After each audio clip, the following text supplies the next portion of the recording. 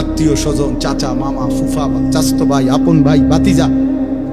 আহারে আল্লাহ, 1 বিঘত জায়গা ছেড়ে দিলে বেচারা রাস্তাটা হয়ে যায়।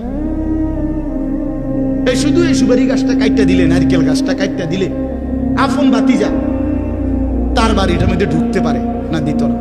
এমন ডাকাত 90 বছর বুড়া বাঁকা হইয়া গেছে, কিন্তু এই ডাকাইতে এই জায়গাটা ছাড়ত না। দিতাম না, কইছি দিতাম না, দিতাম না।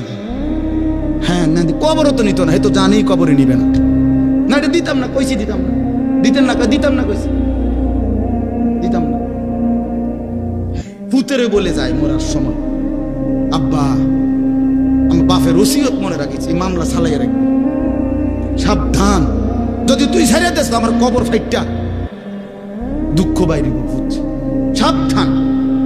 দরকার হলে ভাত 2 বেলা কম খাইস, কিন্তু মামলা চালাইয়া দেন, তোর সাসারে দেখাই দিবি জীবনে কি আছে। হায় হায়, আস্তাগফিরুল্লাহ, আস্তাগফিরুল্লাহ।